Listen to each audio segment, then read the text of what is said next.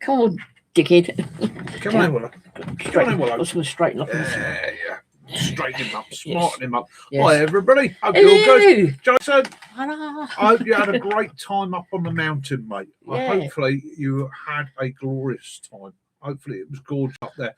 John, hiya, Jason. mate. How Hi, you John. doing? Hopefully you're good and everything's good for you guys out there. I don't Yes. know about you guys out in the Look at US, this. but the evenings are definitely drawing in now here. Yeah, about 8:30. It's starting to get dark out there when Willow goes out. Sun is setting. There's a glow in the sky. The evenings are getting a little bit longer. It's starting to cool down a little bit. No, he's not getting married, but he went to the Greenwoods on Friday, and he usually gets a little bow, but they've put a little rose on his outfit for him. He has to smarten himself up. Yes. Yeah. Has to look smart and tidy. Well, I hope you're all doing good. I hope you're all doing well. I hope you've all had a glorious week. Yes. We've had a hectic week, one end of the country to the other. We've been to Katrina's wedding in Blackpool. Hey, Jason, we've still not had any rain here. Not proper rain. No. We've had a couple of showers. But I've been up the woods and I can literally push my hand through the peat and flick it out. It's just dust. Yeah. So it's, Hi, Dave. Yeah, we need a proper. Really, truthfully, I need about a week of steady rain. Just not stupidly heavy that's going to flood and run straight off. Just a week of steady. We had rain. A little bit of rain coming back from Blackpool. So we went via Nottingham because we popped into Walk and dropped off his walking stick to him. Yeah. Hopefully that's doing him down to the ground. Yeah. Yeah, it is. It's the fact that it's cooled off is a great help. I could do with that rain, but the fact that it's cooled off a little bit has made it a lot nicer, a little bit more pleasant, a little bit more enjoyable. Gives you the chance to get out, do that a little bit more. You feel up to it. Problem with heat is it just holds you back, doesn't it? For those who that is, Katrina. That is Katrina in her fairy outfit, and her. I'm trying to find her. Hiya, Kitten. How you doing, mate? Here we have. I'm going to tip it a little bit more. There is the bride, the groom, and a druid. Yeah, sort of. Yeah, I'm afraid it's not sort of. Yeah. So, but now you can put a face to Katrina when she comes in. Yeah. Hiya, Kitten. Thank you for joining us tonight, mate. I know, things are difficult, but we appreciate you being here, and we're sending all our love and best wishes to you. Not a problem. Hello, Will. Do you want another one? Oh, excuse me. Yeah, Jason, we should, but I have no idea how to use this stuff. I'll have to see about that into Somebody said to me that one of the best ones I could use is I think StreamYard for doing my lives on, and that would then allow me to put pictures up and all the rest of it. Yeah. Hi, Bill. They're hanging fine. Thank you, lovely. But we went up to the wedding. We left here at 8:00 in the morning to get there for the afternoon, and while we're in the service station, I was waiting for him. I see a bloke walk past us. I thought, he looks familiar, and yes, I saw Rowan Atkinson. He had his head down. He was obviously didn't want anyone to know that notice it was him, so I didn't say anything to him. But hiya, Simon. Hi, Simon. Out of the woods. Out of the woods. Yeah. So we one of the things that I went up, did a service. There's a lot of mead. I drank a lot of mead. Yeah, Cass drank a lot of mead. I had a little bit of mead. I may have crashed my scooter getting into the lift on my own, maybe. So I sort of reined it back a bit. So for we the rest of the evening. drove up to Norfolk, up to Blackpool, did the wedding service, joined them for the evening celebrations, came back the following day, but on the way back we came back via Nottingham, where I dropped into Walk. Didn't get to meet him face to face. Yeah, we missed him by about 10 minutes. Missed him by 10 minutes. Poor bugger had to go to work, but managed to drop his stick off, met his son, and got a bottle of his homemade Black Forest mead. So tonight's drink is on Walk, Yes. and we are drinking Black Forest mead. Look at that. Homemade. Oh my God. Woo. And Yeah, he's over the moon with his stick. I can't tell you guys Oh, that's how nice. pleasant that is. That is, Mm. yeah, Black Forest mead. It's like it says. It's Ooh, got a yeah. warmth to it. Really, really pleasant. Really easy to drink. Mm. Got to be careful though. Might be a bit too easy to drink. Might end up stood on the table, stripped stark naked with a bit Again? of newspaper chucked between You the had bum you cheeks. were topless at the wedding reception. I remember. I was supposed to be topless at the wedding reception. Yes, but yeah, he was very happy with his Yeah. stick. He said it looked lovely from seeing it on the internet, but he said it's even better. Well, and that's the nice thing. It's been able to Will you pass stop kissing me? something like that on and Look at walk. Yeah, great Oh, channel. Guy won it fair and square. And the nice thing is he does do a lot of walking, so hopefully the stick can become a treasured It's the last item bit. that he can take with him and join him on many a walk. Oh, so Is that nice? autumn's drawing in. It's one of the things, having a birthday in this time in August, it's always been a boundary for me. I get to my birthday and I know it's a little bit early to start thinking about it, but I start thinking about autumn. Kaz's going to do a little bit on it later on. Yeah, so No, he didn't do dancing me? No. No, I don't dance. because he'd actually driven straight up. You had a sleep in the afternoon, so yeah. I was shattered. Hi, free I was dog. Shattered. Hi, Gary. Although I'm feeling a bit better now, so I'm just started taking the Throxin today, or the last couple of days. So that should help with the energy levels. That should help me pick up a little bit. Been doing my research on it. So basically, Throxin, it replaces an iodine in your body that your thyroid gland produces. And some of us, as we get older, the gland sort of messes up, stops producing it. But in my research, I managed to find out that you get the same iodine from kelp.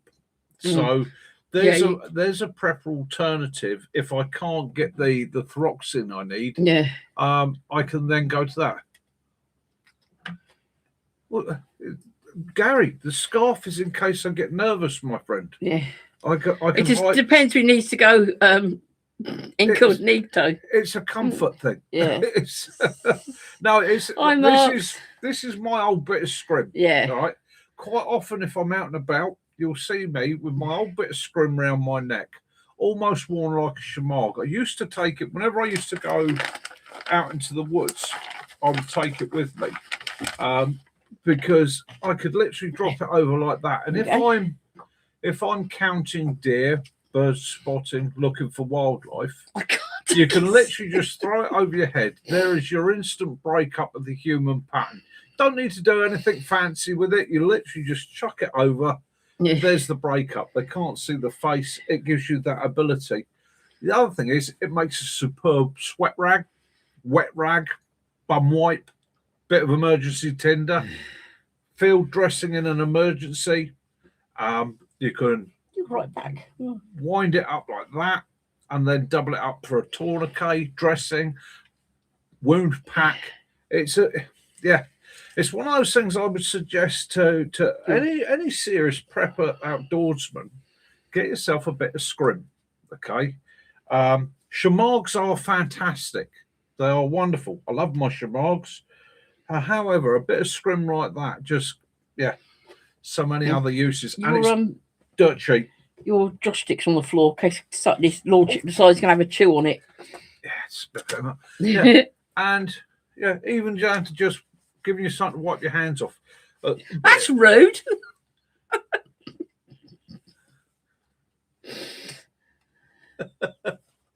I will, survivalist. I could, but those that know, a bit of scrim is wonderful. And in hot weather, and also in cold weather, it's really good to stop with a draft on your back of your neck. Down, chucked around your neck, tucked inside your t-shirt, or even in wet weather. Actually, funny enough, I like to do it.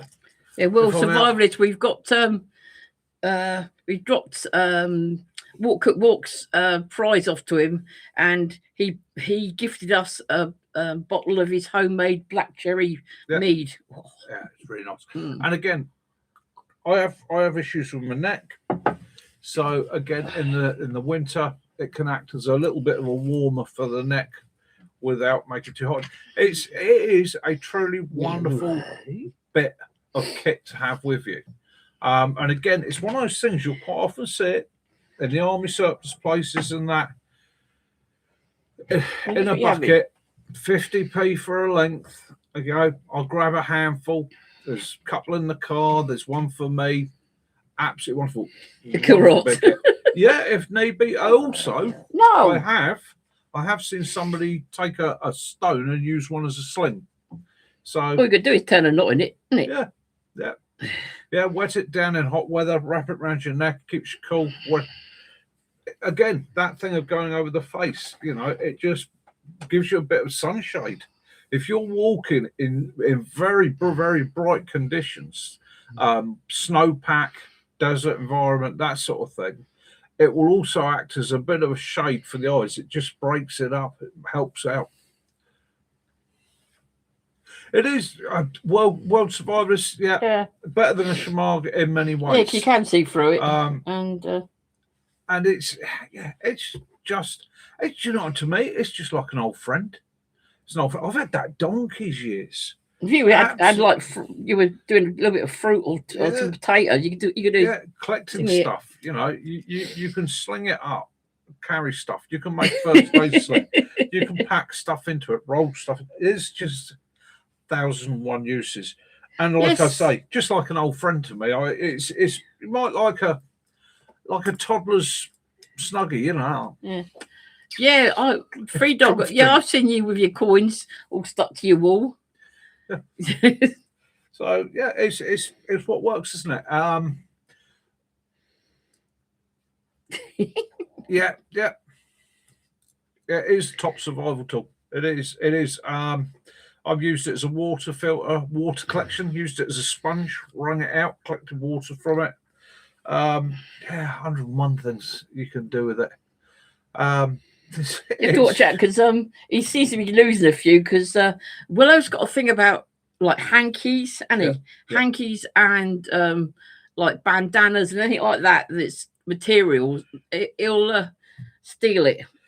Yeah, and of course the other thing, a bit of scrim, it's got stretch to it. So what you can do is you can pull it out through the center section. You can make an improvised pair of pants. You could. You pull it out in the center section, tie off the two ends, and it creates a bag, and it becomes a carry system or a hammock for a very, very small person. Or if you hurt your arm, it becomes slim. Yeah. I don't know what's happening with those coins sticking to the wall. It's Yeah, I mean, I know you got old cables in there. It's charging up the wall or something. I don't know. Yeah. Have I used it as camo? Yes. That's where I first come across this from scrim when I was in my 20s. It was something that I'd seen floating around, and the first time I used it was as camouflage. And then later in life, when I got into stalking, as in deer and wildlife and management and that, it became an essential tool. it really became one of those pieces of kit that I slung around my neck. And I believe you me, it's many a time it's come back from a hunting session and gone straight in the wash, because halfway through my gralloch and that, I've needed to wipe my hands. It's around my neck. Don't get too fussy about it. You know? Oi, It just, oi, it's one of those things. And you can. I mean, do you know what I mean? stinker. It's not for me to ever knock anybody, but you know, it can be warm around the head and, you know, pretty much whatever you want. That's like a motorbike. It makes better neck protection than those well, that's the ones that like a sock thing you just put up around your neck and that. well. This is the other thing, because of the way scrim is made with the little knitted. I mean, we've all tried the wool blankets, the knitted wool blankets. Yeah, that was in the hospital. It creates air pockets. Yes, yeah, so in creating the air pockets, I find it actually helps me to stay warm without overheating. It's got a good balance to it. Hey, Bushcraft Rebooted, how you doing, bro? Hello, Bushcraft. Yeah. The farmer Rambo. Oh, we'll go quite as far as saying oh that. dear. Yeah. So yeah, autumn is on the way. Yeah. Isn't it wonderful? Those evenings are starting to draw in a little bit now. The air's starting to feel a little bit fresher. For those of you who are lucky enough to have had a bit of rain, that smell of soil, the fresh soil, the leaves are starting to drop, although they're well early this year because of the drought. The trees are protecting themselves. But yeah, autumn approaches. Yeah, not in a single announcement, but through small revisions. The day edits itself. The light is thinning at the edges. The warmth is stepping back a little bit. The shadows are lengthening. Like a thought that needs finishing. We sense autumn in our bodies, in our kitchens, and in the way we want a jumper within reach, a walk that ends somewhere bright, or a meal that stays with us. The season does not simply change the world, it changes our attention to it. Utilities camo scrim, personal issue, NATO stock number. Anyone know? Oh, I don't know what the stock number is. We'd have to ask. I'll have a word with my storeman friend this week. Hopefully I'll be seeing him midweek. I'll have a word with him and get him to look up the NSN number for you. Yeah, it's nice in the autumn. The colours changing and the fog and all that. Yeah, elderberries already ripe. We were saying that the old hazelnuts are starting to disappear very quickly. I don't know. It's because my pen didn't. I don't know if it's because we've got a lot of Nepalese around here, but the trees don't seem to be having much nuts left. They're having the chance to get any nuts. No. Between them and the squirrels. Yeah, and it's that fact that the light changes in the evenings. Our bodies prefer that. It gives us a chance to get a little bit longer rest. REM sleep works a little bit better than the deep sleep cycle. But the other thing is the air's starting to freshen. It's starting to improve. That little bit of moisture has come in places, and although it might not have rained here, I know it's rained west of us and north of us. So we do pick up that coolness in the air. We just want some rain. Yeah. It's the canals I want to go fishing, and the canals are all flipping drying up. Pike season's coming. Kaz is looking forward to a bit of pike fishing this year. I've got to find my Mitchell pike rod though. Yeah. Hi Lee Michelle, how you doing? The truth of the autumn is what many of us look forward to is the relief of the cooler air, the gentler afternoons, the nights where we'll see what we can do with finding out that for you, Simon. Sleep deeply, the chance to breathe without feeling the sun pressing down on us. It's not merely weather, but permission, the body loosening its guarded summer posture, the mind unclenching, and the pace becoming human again. Light changes too, not only in length, but in character. The light turns honeyed, slantwise. It starts picking out the textures of the high summer, the high summer flattens. Okay. The shine on the apple, the last threads of spider silk floating between the hedges, and even ordinary streets can feel briefly cinematic as the year is pausing to show us what we've all been walking past. Don't get me wrong, I enjoy the early summer and I enjoy the late summer. The autumn for me is a magic time. Yeah, I saw that. I think it was Wales. there was a thunderstorm up there, and the lightning struck a metal fence and took out lots of the farmers' cattle. Well, are you going to show Lee what we got on your? Come on in. Well, come. Come on, little man. Oh yes, come on, because you're all. No, it's Willow. He's under the table because he's. Oh, sorry, I found the tabletop. There we go. He's feeling very smart and dignified today. Yes, aren't you? He's joining up. You know, he's putting his name on the dotted line. Yeah, I love you too. He's harassing me for. He's got his favourites, the barbecue bangers, and he's harassing me that he's under the table grumbling. Yeah, he does like a barbecue banger, don't you? Eh?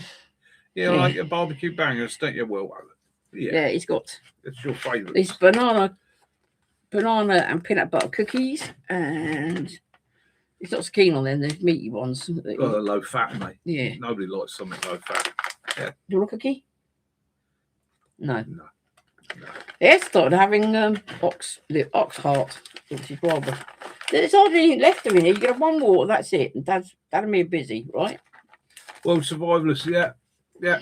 Campfires, autumn campfires. I mean, we've all been sort of talking about, you know, the danger of fire and that, and now in the next few weeks that risk will lessen. I mean, it's there with us even in the winter. We've got to be careful.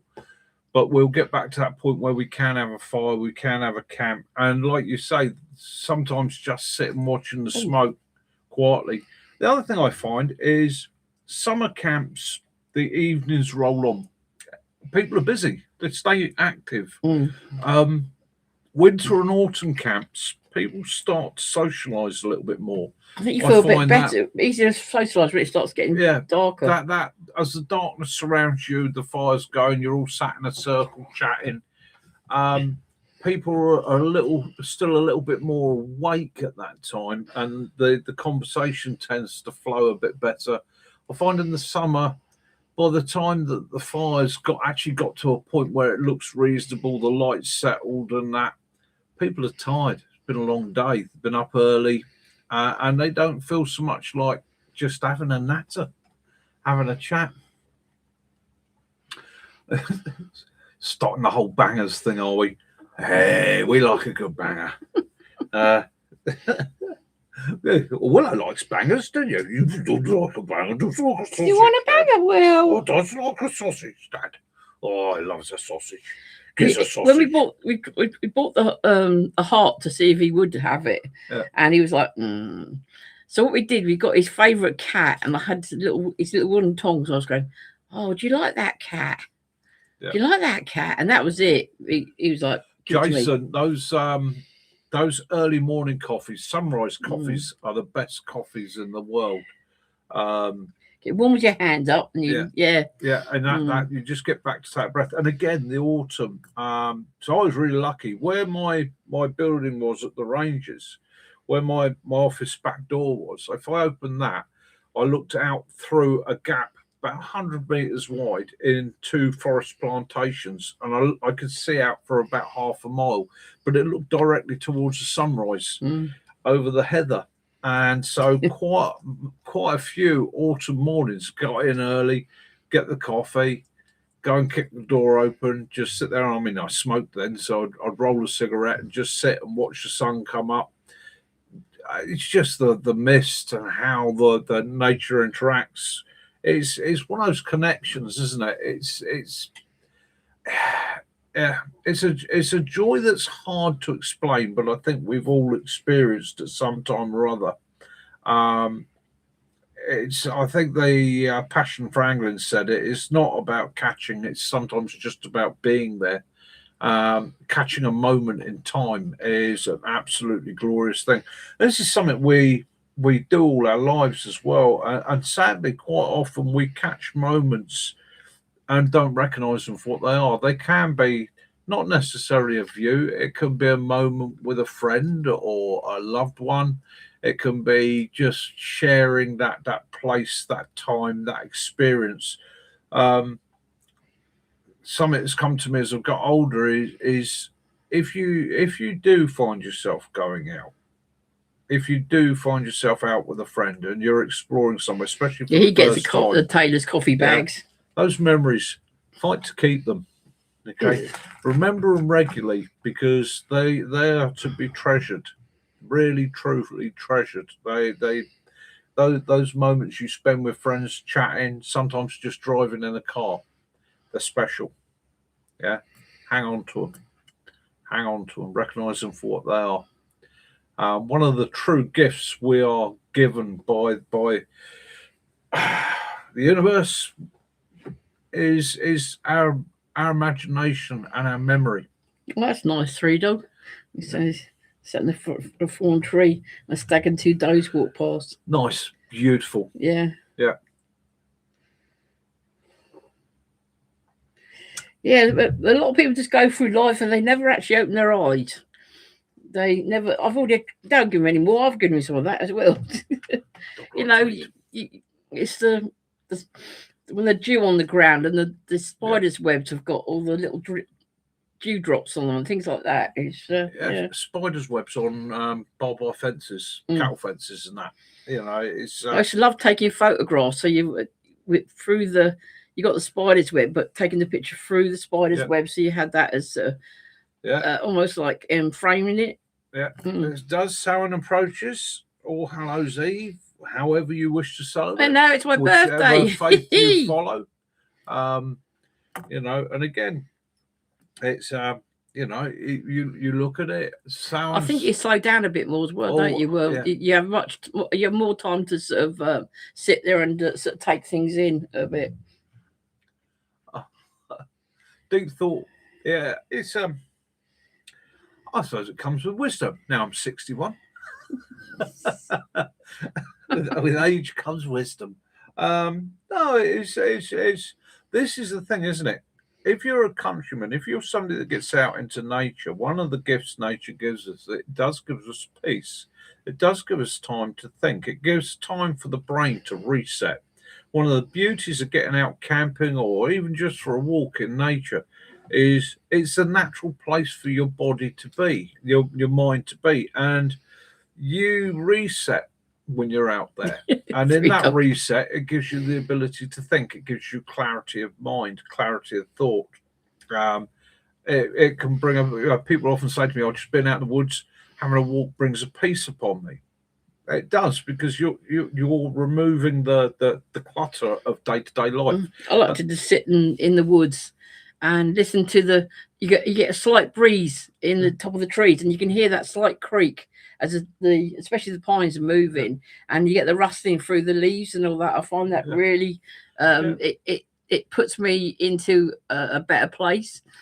It does, and it's just that chance to think, isn't it? That chance to think, not necessarily about the things that you've got to do, those important things waiting for you in the office or at home, but about what is really important to you, what affects you truly in your life. The office and work, well, they're what you do for 8 hours a day, unfortunately, to make the bread and butter, and they are important.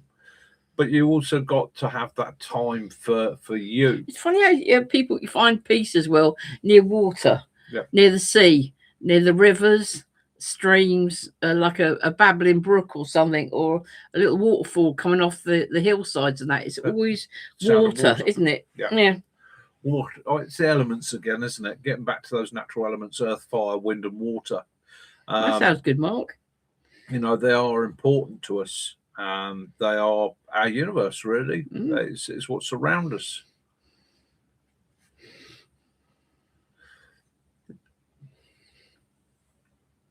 Lee Michelle, a very good point. You need to focus more as I get older. The eyes are failing. I'm getting older. It makes me appreciate the beauty of nature. It certainly does, mate. It certainly does.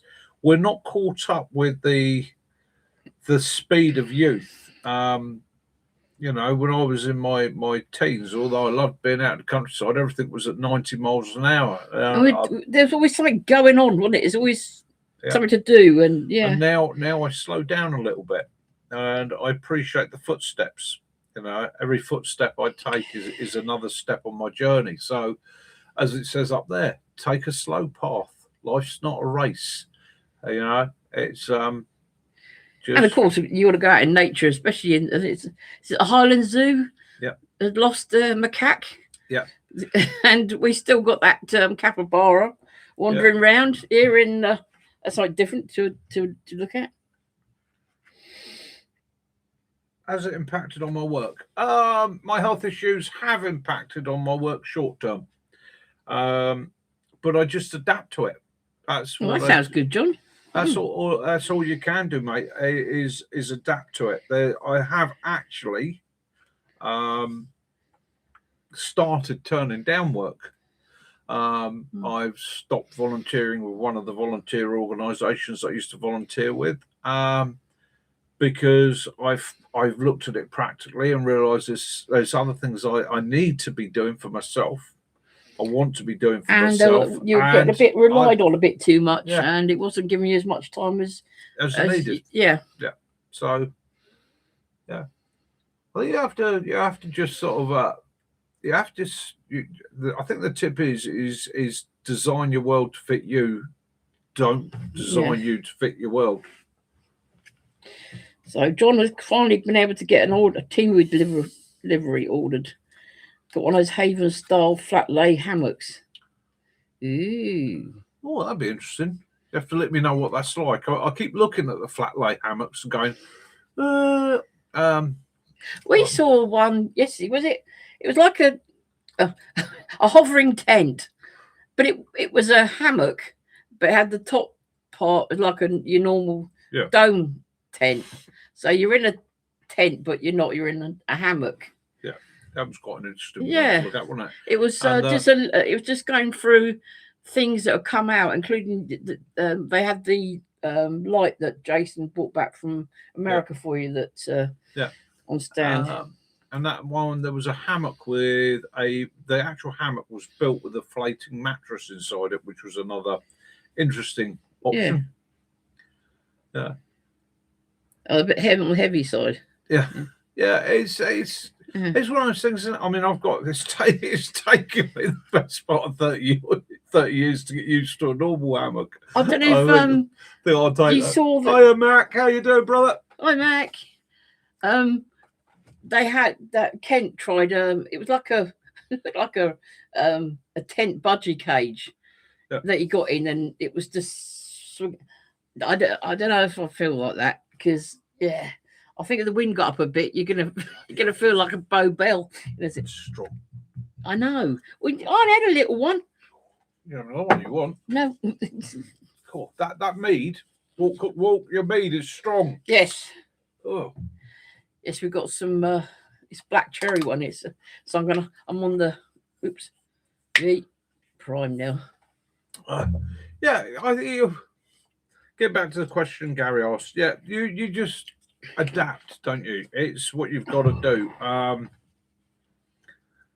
I suppose at the end of the day, you have to look at what you need to do. It's like this week. I've not done any videos at all this week on purpose. I've literally given myself a week off. We had a wedding. We had a lot of traveling. We had two weddings. We had a son's wedding that we couldn't go to, and then another wedding, didn't we? And you got some doctor's stuff and that. Oh God, yeah. So we literally. You're off to Scotland, aren't you, Mac? To that place where they got that bloke caught that really big carp. Yeah. Same one that I got, Max. Yeah, Max was here last week. Yeah. I know he's been putting some videos up of him walking with his dog, and he's been doing a lot of burning at his place and to get rid of rubbish. Yeah. So, So this week I might do a little video. I picked up a bit of kit that I've been after for a while. Not quite what I wanted, but I'm thinking about adapting it. I'll say about my walks. Now I've got belt rigs. They're all military, and I was like, do you know what? The military belt rig's fine, but they're either too big, too clunky, too much, too tactical, and all the rest of it. So I started looking around, and I found. Take the scarf off. I found that one on Amazon, and it is described as a walker's belt rig. Okay, now unfortunately they only do it in a green, grey, or a black, but it It gives a bag that's big enough for, I suppose, a waterproof or your first aid kit. The water carrying, they're going to take a 500ml bottle, nothing bigger. It's got a couple of little pockets on it. But what I wanted was the idea being a civilian belt rig, so that if I'm wearing my walking trousers with that on, Yeah, he seems good. He seems to be quite happy with his lot at the moment, Simon. So I've got my first aid pouch there, and on the other side I've got my water bottle and I've got my phone pouch. That's all I've got on there. And in the back, it's just going to give me room to carry really first aid kit and waterproof. That's it. It's a walking kit. It's not a tactical. It's not a bug out. It's not a survival bag. It is just means that when I'm out walking, because I'm a bit portly and I'm a bit older, I've got everything with me. It's not in my pockets. It's on a belt rig. So I'm going to have a play with that. It might get a little bit bigger. It might get a little bit smaller. It just makes it a little bit easier for carrying that load. Oh. Well, we got offered some kit this week, and it's actually for Mr. Willow. Yeah. It's we've been offered a chance of trying out. It's actually a pet tracker that will give you GPS things, so you can actually look on your phone and tell, if your little man or little lady runs away, you can track them. Yeah. So yes. So we're going to give that a go. So yeah. One of the great things about having a channel is the fact that companies do reach out to us and say, "Would you like to try this and that?" So a pet tracker for Willow. Yeah. How's your back sticks after sleeping on that chair while your daughter was in the tent in the garden? He did a good. Yeah, I know. He did the dad thing. Yeah, it was the dad thing, and fair play to him. Yeah, fair play to him. Spending the night on sprawled out across the chair whilst your daughter has a sleepover with her mates, just there in the background, keeping things safe and secure. Yeah. Yeah, I like to have the weight on my hips. I do. But the problem is, the problem is with my hips are narrower than the rest of my body, so it needs a little bit of support. Yeah, I see she had quite a lot going on in that tent. Yeah. I mean, because it's quite roomy, isn't it? And I noticed she'd used up most of the flat area. Yeah.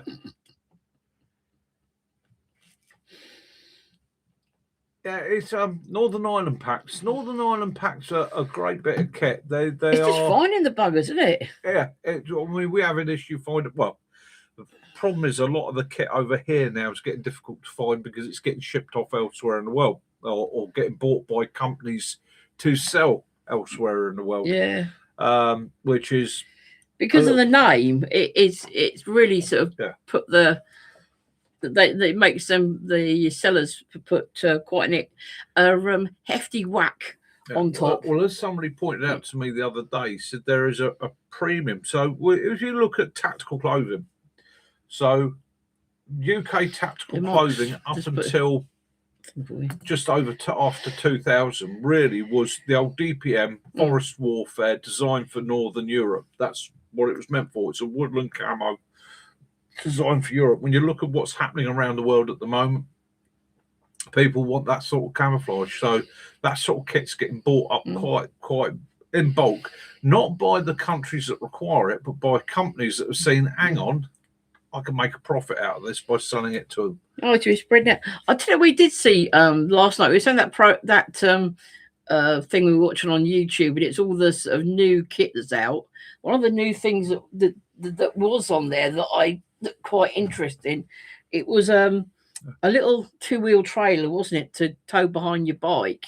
Yeah. But when they got to a beach, it hadn't opened up, and it was like you get like the but it's obviously on your trailer, so it's like one of those trailer tents you get, but obviously it was narrower because it's on a push bike. But yeah, it looked Yeah, pretty Mark, good actually. 126 miles. Well done, mate. That's good going.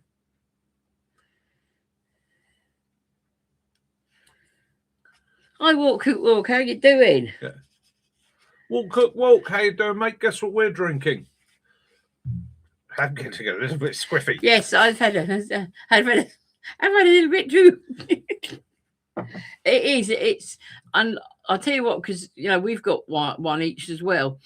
The more you look at it, the more little hidden things you find, the extra prints on it, and little bugs. Yeah. Every now and again that he's put on there. Yeah, Lee Roberts is an absolute genius. Yeah. Absolute genius. And the sticks he makes are fantastic. Yeah. I had so much choice though. I nearly got one with adders on it, but I thought that someone who might get it might not necessarily like snakes. Yeah. So the Badger was the next choice, but yeah, and they are great to walk with, and so yeah.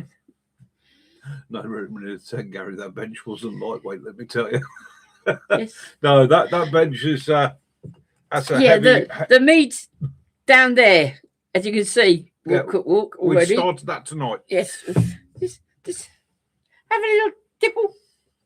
Hi, Stealth. How you doing, brother?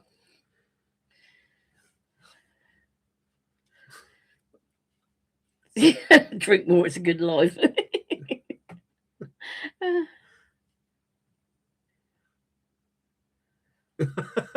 I see. So you got one. Yeah, they look pretty good. Yeah. Yeah.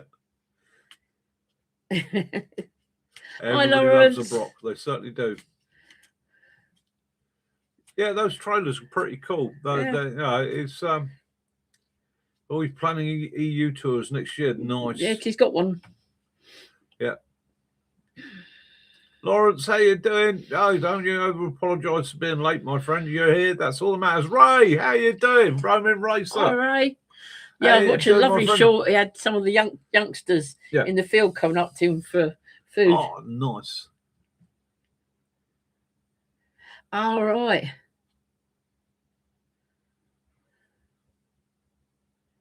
Hey, not a problem. Walk. Yeah. Not a problem. Not a problem. If it's no use to me, I can always find somebody that could do with one. This is one of the things I'll have a bit of a sort out this winter. I watched your hour cook of your food. Yeah, once the evenings start drawing in, I'm going to start going through my kit. I'm going to be shortening up a little bit. There'll be a few bits and pieces that need to go. So yeah, I might go do a car boot sale or something like that. Make a few quid and invest it somewhere else in the channel. Oh, Stealth's been on it, but his grandson's here. Oh, no problem, mate. You concentrate on your grandson. That's more important. That is definitely more important. Jason was asking about your stick.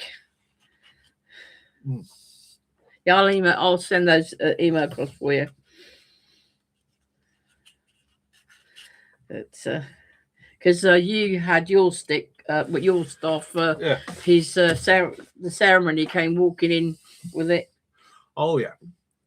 It's and that all went well. The wedding went well. Absolutely lovely bride and groom. The groom wore his Viking leather. So we had it's Viking and Fae. So we got a Viking and fairy theme going on, and it was good. It was good. It was funny when the best man came in with a huge flagpole with a metal brass end tip with a huge Viking flag on it, and he had it above his head waving it. And of course, in the hall, there's these very ornate chandeliers, and he was whacking every one as he went past it. Motorcycle camps, it really does get you. It's also the balance on the motorbike. I used to find it. It's they had one of that's another thing that was on there. It was a tent for motorcyclists. Yes. And it had a sort of extra awning part, so you can put your motorbike in. And this bloke put his BMW like adventure bike in there, Yeah. and I said, "But what happens if you suddenly have to get up really quick in the night? You run out, you go smack into your motorbike." I used to just keep under my bike, to be honest with you. Yeah, our son did. Yeah, Chris used to a do it. simple tarp and a motorcycle. Mm. Motorcycle holds the tarp up, gives you your anchor point. It also gives you part of a wall, which you can then sling your gear underneath the bike. Acts as a windbreak. Yeah, our son had a XVS 1100 Yeah. and a custom bike, and that was one of his things on his bucket list was to sleep underneath his bike. Yeah. And so yeah, he ticked that off. We're in Cornwall. Yeah. walk. Yeah, a good stick. Yeah, a good stick. It's character building. Yeah. You enjoy walking with a good Yeah, stick. because Lee was quite surprised that when he had we went to the show that he was at. He was surprised that he'd sold so many, but there was just so many to choose from, wasn't there? Yeah. Stepped in a cycle, I stepped in baths and everything. Yeah. Yeah, I think the packing your bike and organising your bike for a trip is always quite a pleasure, but you're never satisfied with it. Mm. That's what I used to find. I'd pack it one way and then I'd alter it and pack it another way. And yeah, it was just like a normal tent World Survivalist, but it had like this extra awning part, so you could just park your motorbike. But it was right outside where you unzip the door. But yeah, I think it could possibly be quite okay just to leave your bike out in the fresh air for the Normally, night. rule one of being in the woods: find a good stick. Don't need to now. And it's a nice one for poking people away. Yeah.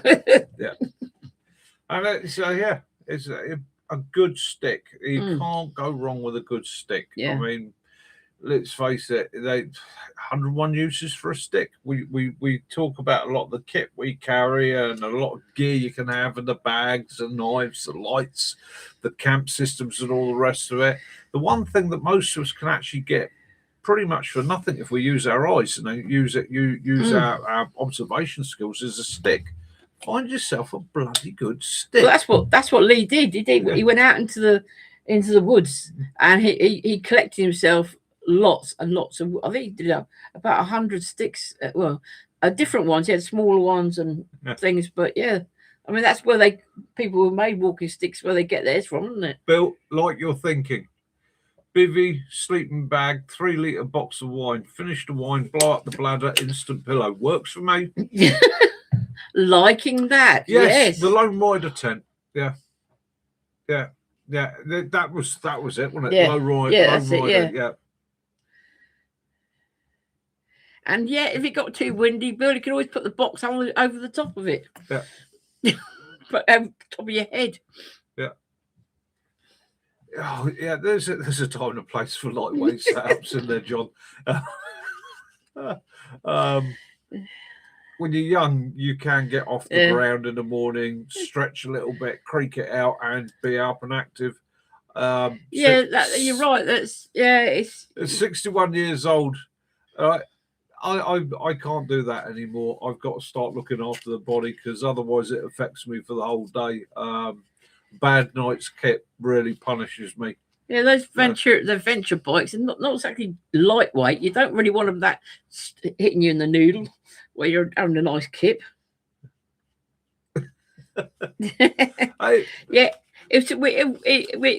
When it comes down, Simon, Mitch's going to look at it. If it's not, then I'm sure that.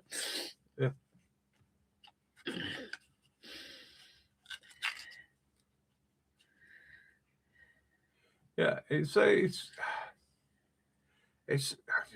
of just going back through the comments. Another thing is with the bike camps, you have enough to drink. You don't care if it's raining or wet, windy. No.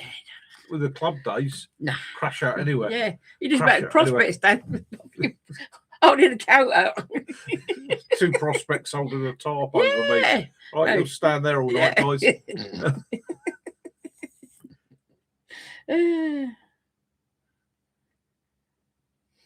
Yeah, it's balancing out the weight, isn't it? It's Mark on your bike, balancing out the weight, sorting I've out the got weight. 12-inch. No, I've got 10s. No, I've got 10s on my big scooter, haven't I? The back. And again, this is the whole thing, isn't it? Whether you're prepping or preparing to go out on a motorcycle, push bike, walk, or whatever. It's your kit. Look at your kit, and you've got to break it down, haven't you? You've got to break it down.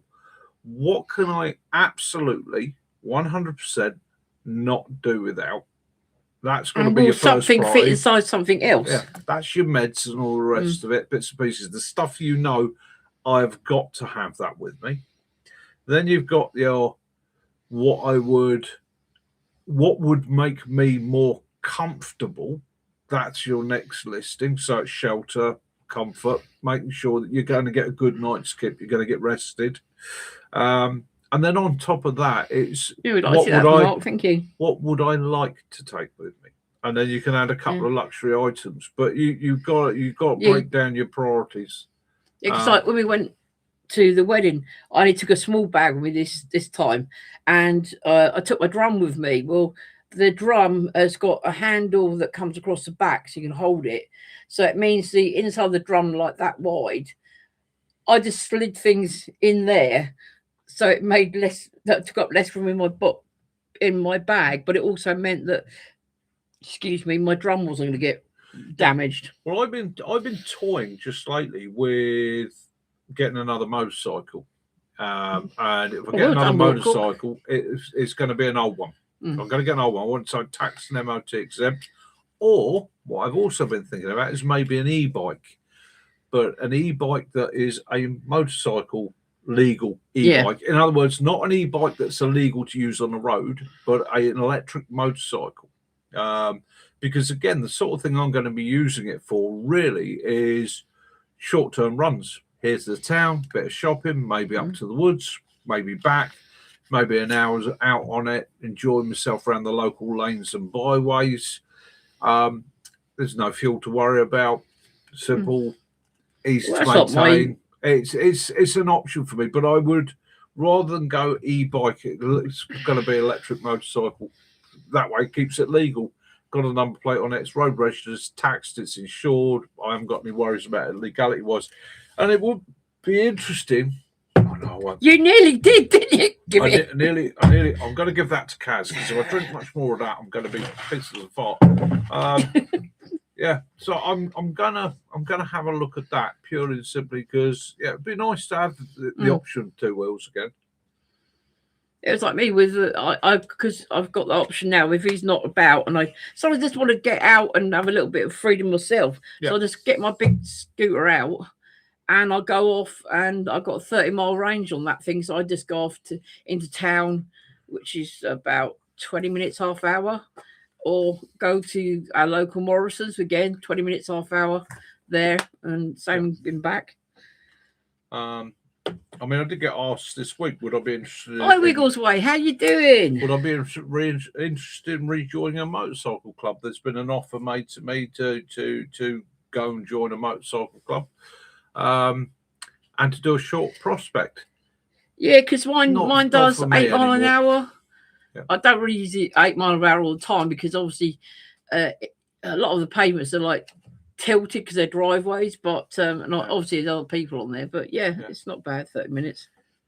Yeah, it's not for me. I've done my days of that, and I've no disrespect to the clubs involved, but he did have a 125, didn't you? But it didn't look like a 125. That was a Honda. Veradero. Yeah. And it looked more like a 500cc bike, didn't it? It was a good little bike, that was. Little Honda 125 overhead. Yeah, good little bike. Not too bad, thank you. The only thing it didn't have for me was it could have done with just a little bit more poke. I mean, that was the thing for me with the Enfield. I loved it. I had an Enfield Bullet, 500 Bullet. Lovely bike, absolutely stunning, gorgeous to look at, absolutely beautiful to ride, but just didn't have. It was, if it had been lighter, then I'd have been able to play with it a bit more. But it wasn't light enough for the size of the engine.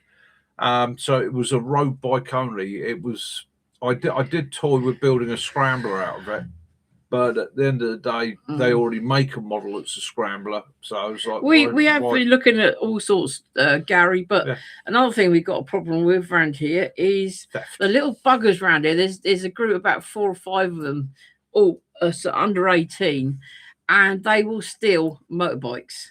Yeah, any sort of motorbike, any sort, any size, but they especially like the scramblers and the trial bikes, and they will end up over Hawley Woods burnt out. Yeah, so it's going to be, it is an issue. Yes, there's going to be something's going to have to be done sooner or later. It's going to take.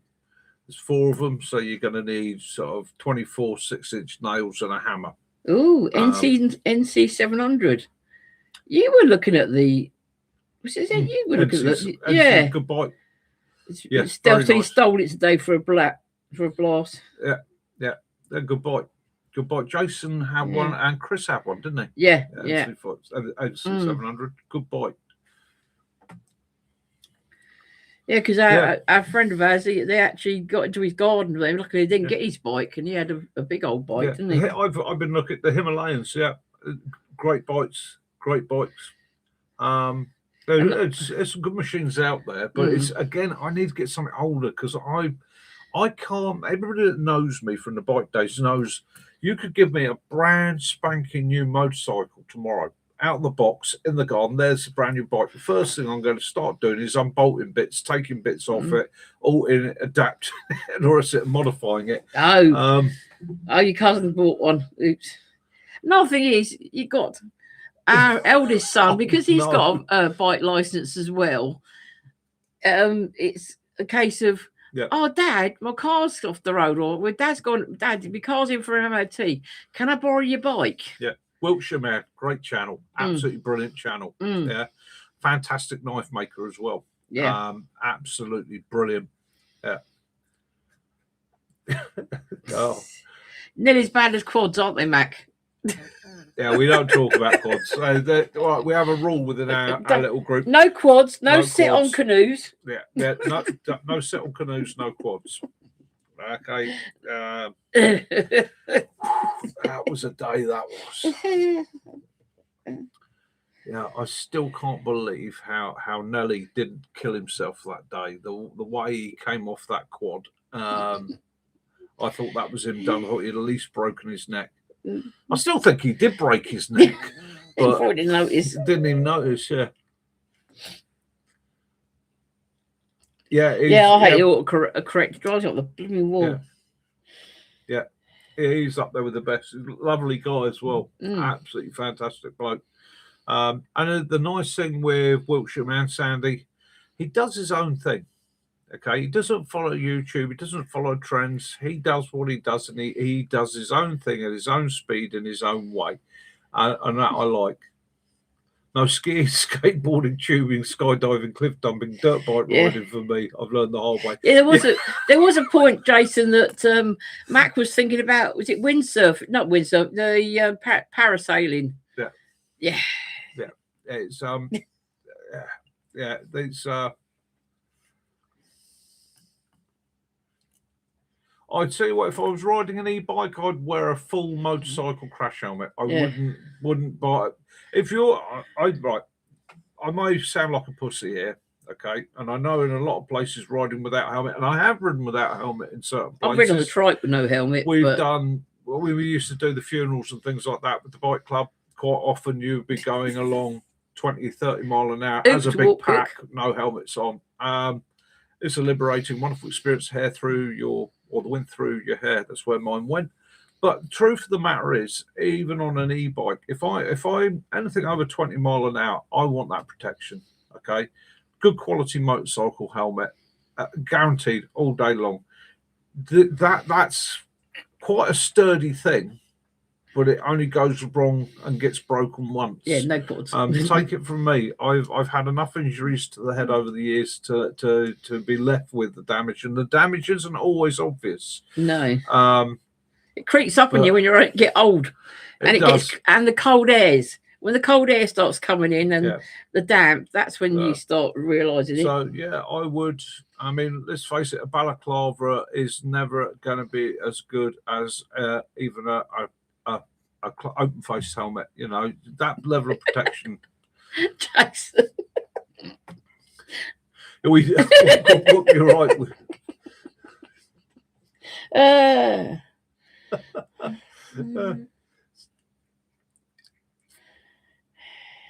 Yeah, we definitely don't bounce like we used to. Yeah, especially that crash this week with the 2 police officers with the youngsters going the wrong way down the motorway. Motorway. Bloody terrible that was. That was terrible. Yeah, it's. Hey, give my love to Cindy. Enjoy your dinner. Have a fantastic day, mate. Yeah. Have a nice dinner.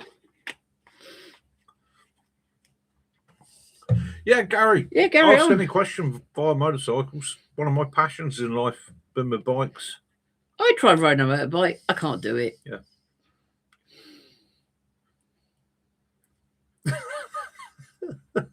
Yeah, Jason, I'm with you there. Golf. Okie doke. Golf. I once had golf described to me as a good walk. Personally, golf. The art of hitting a ball as far away from you as humanly possible, only to walk after it and hit it again. Then name it after a bird. I'd just rather eagles and things. I'd rather just walk. Yeah. I always wear an open face, Gary. I mean, an open face is my own personal choice. We had a C60 at the farm. Yeah. A full face obviously gives you a lot more protection, okay, because you've got that frontal protection. But I've always personally preferred an open face helmet. It's just the way I am. To me, I enjoy it. I used to wear what we call drop face helmet. So basically, although it was an open face, it had a full face visor, okay, for winter use. So it was a smoked visor. Used to hug the helmet or slide inside the helmet on the later ones. Hit a button, comes down to there, keeps the cold wind off your face. But I do like an open face helmet. I feel a bit claustrophobic. I've always worn full face, but it doesn't make it steams up and gets. I'd advise people, and I used to do it in the club. You know, I used to get young guys coming to the club and they'd be like, "Oh, I've got to get myself a new helmet. What do you recommend?" And I'd always say, "Get yourself full face." Oh, but you ride with an open face. No, we Harley seem to spend too much time in the garage. Harleys are a pain in the arse. Take it from somebody that knows. Here in the UK, you got a crack 1,000. Very nice. Over here in the UK, looking after your Harley, maintaining your Harley, and all the rest of it, you've got to pay a lot of money. They're bloody expensive.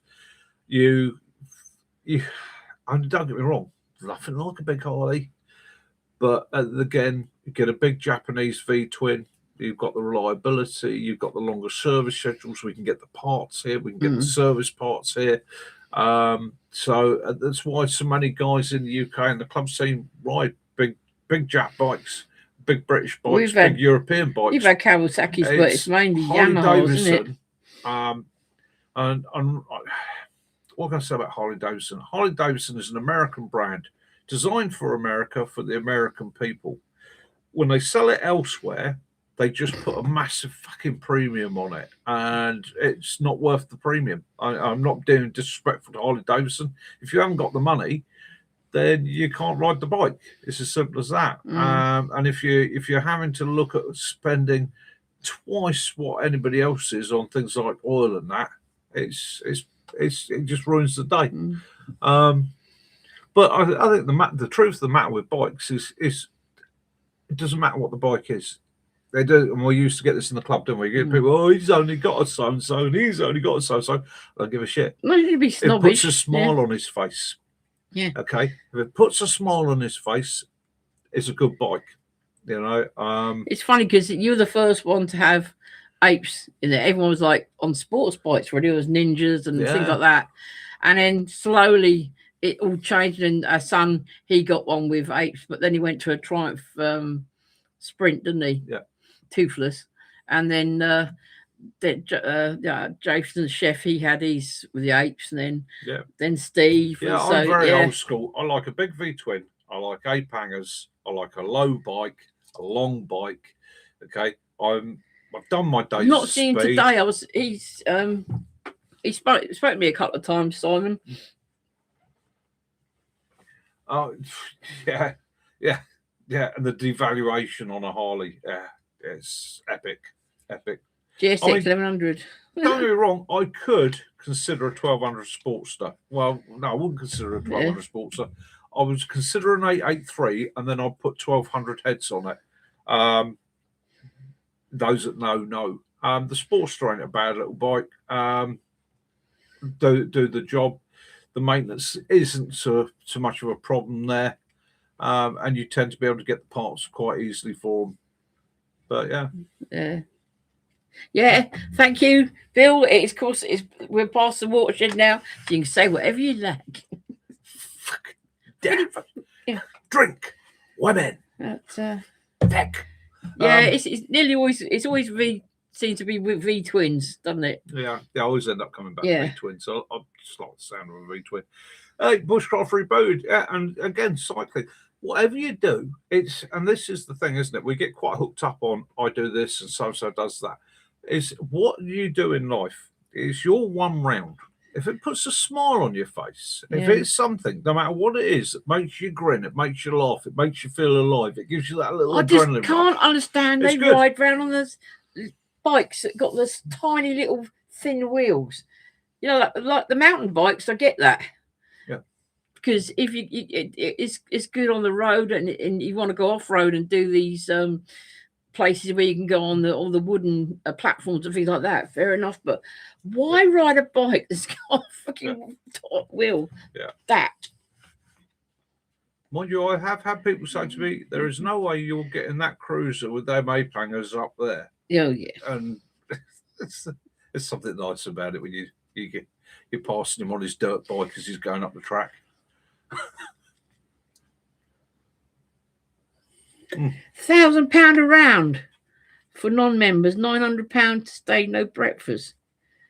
Blimmin' heck, that's ridiculous, isn't it?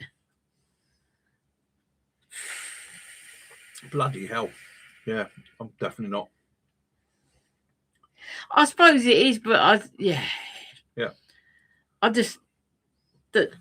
I'm sorry, but I know I'm 60 as well, but seeing men in their 80s riding around with extra tight, sticky lycra on push bikes that I've seen putting wider toothbrushes does nothing for me whatsoever. Apart go, ooh. As Kaz once said to me, because we were easing up behind a bloke he was up on the pedals, okay, head down, arse up on the pedals, and as Kaz said, it's like driving up behind an old British bulldog that's not had his knackers off. It was. They're sitting there with their turtle shell on their heads. But again, I know it's safety and all that, but it's an individual choice, isn't it? And at the end of the day, it puts a smile on their face. The only ones that piss me off in the UK is those buggers that decide to get out onto the British roads and ride 5 abreast when you've got a perfectly serviceable, and this is a big one round here in Farnborough. They spent hundreds of thousands putting in a proper, big, huge cycle path, slap bang through Farnborough. And I still regularly get caught up on a Sunday morning by a group. They've decided to cycle down the middle of the rain and block the lane, block the road, and yet they've got a perfectly serviceable. And people are saying to me, oh, it's because of the drain covers and all the rest of it. It's not. This cycle path is specifically designed for push bikes. It's lovely, smooth tarmac. There's no ups and downs. The footpath separated from it. It's gorgeous. I'd rather drive on that than drive on the road, but I'm not allowed to. And it just, Jason, it's like I get the feeling that they're doing it just to make me angry. We had the old Land Rover lightweight, and if I got tired on a weekend when you were having your shooting, I used to climb in the back put my head on the toolbox in the back and go to sleep. Yeah. It's yeah. Yeah, golf, not my thing at all. No. Yeah. Yeah. Yeah. This is the thing, isn't it? And again, you get it on all groups, all societies. Doesn't matter what society you're looking at. Okay, you get good and bad. You get knobs. You get those that are decent. You get those that are prepared to share. You get those that see the situation and go, do you know what? We'll go single file down here. And again, on the other side of the coin, the car drivers are as much dicks as well. You know, I give cyclists plenty of room. I give them more room than I have to. Why? Because I've ridden a motorcycle. I know what it's like when some twat comes passing you and the mirror hits the back of your helmet. And it is, yeah. And would I want to be responsible for harming somebody? Of course I wouldn't. I've got a vehicle. I can go quite quickly if I need to. I can get past them, accelerate, and all the rest of it. Yeah, so, use those walk. I think sometimes in this world you just got to sit there, and Kaz has heard me do it plenty of times. I'm driving along and I just go. Yeah, Gary, I'll tell you what. There is one. There's also locally. You'd have to look on. About saving food waste. Yeah. Our local, there's a Baptist church in North Camp, which is not that far from near Aldershot, and what they do on a Monday, they have between, I think it's 10 and 12. What they do is places like Marks and Spencer's and that give their food to that they haven't been able to sell to the church. And what the church for £4 you take you carry a bag and you go in, and there's boxes, there's things of potato, fruit, veg, there's bread, loaves of bread, there's rolls, there's all sorts. And you just obviously with the fruit and veg, what they do is they have volunteers and they give you a set amount, because that way you can get people just help themselves. But things like the loaves of bread and the French sticks, etc., you can help yourself to. And they usually do it on a Monday. So I don't know if the local churches as well, they do that. And like I say, it's £4 here. If you haven't got the £4, it's not a strict thing. If you haven't got the money, then that's fine. But Yeah, but that's. I mean, we've seen it ourselves where people go in and raid these places. We've also seen where we've done our bit for charity, where somebody comes up and says, "Oh, no, I don't eat them. They're lower quality. I don't eat them." You're like, well, if you're really fucking stuck and you're hungry, you'll eat anything. You know, if you're really screwed over, you don't get the choice. Guys, what they do is we usually use the Morrison's ones. You get the app for your phone and they'll tell you where the things is. In Morrison's, they do like a grocery bag, and it's £4, and they do a bread bag as well, and it's £2.99. And you can the bread bag. You have some bread, you have rolls, you can have some cakes, all that sort of thing. The grocery can have all sorts. You can have anything from I've had washing stuff, like surf capsules, tin stuff, and that. We've been to Cornwall, and there was a pasty store. Each town or whatever has it covers all sorts of different companies, but there was at Bodmin, they had a pasty company, and it was £5, wasn't it? And we went in, and you go at a certain time, and they gave us this bag, and I think we had 5 pasties. Right. Mick, can you cover your charging tools heading out for a 10 night? I might for Minsk. Sugar. 400 backs won't keep up. All driving a bit to charge. Basically, that's my top tip to you there, mate, is charge them off the vehicle. All charger packs are going to charge better off a vehicle than they are off of solar and that. So, keep them charged up in the vehicle. If need be, set yourself a regime where you basically fire up the vehicle, plug them in, let them run for half an hour. Let the vehicle idle, just charge it up. Power packs. So, all right, what do I carry? So,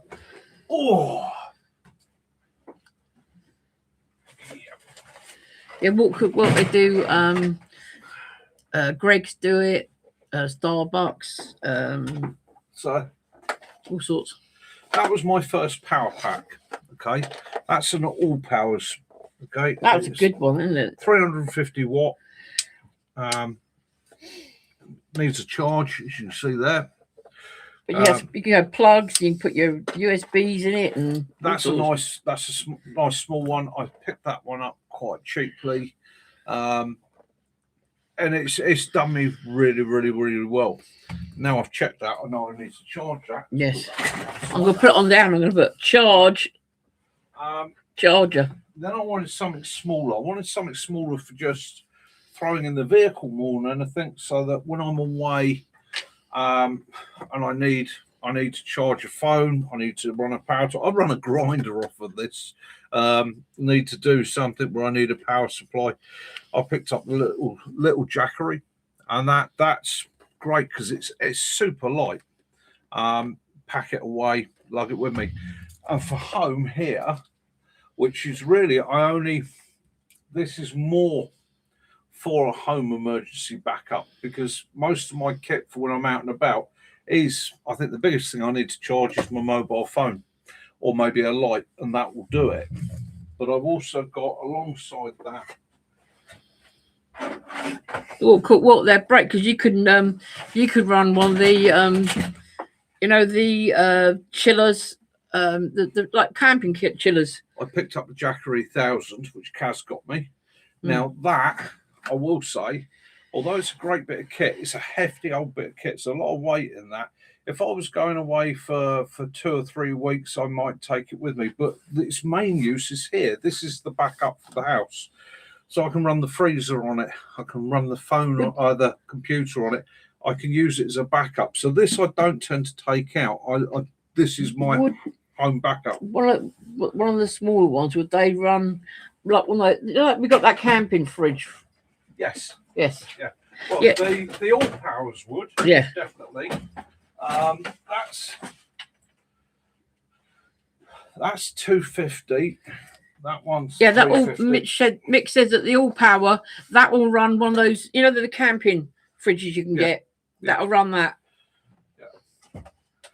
It's like a 1980s boom box. But again, it's one of those things of, I mean, for the majority of what I do, that one, it goes. You can run flipping streamers off some of these things. So a trick for you, I have actually charged my car jumper off of that. I got a little jump pack, and I've used that to charge the jump pack. So the jump pack has a lot higher ampage output over a short period of time, and it just runs off a lithium-ion battery. It has way more shock ampage to turn the car over than the Jackery, but the Jackery will charge is the science behind it I don't get. But they're good. I mean, you can run, like you say, your daughter's insulin is very, very important. If you had one of those camping fridges on standby and you did have a power cut, with one of those you could just click it in and keep all the stuff cold. And the 1000 watt here, if we have a grid down situation, I can either choose solar, or what I would probably do, to be honest with you, is drag it out to the car when it needed topping up, plug it into the car, run the car for an hour or two, and that will chuck that back up to full power.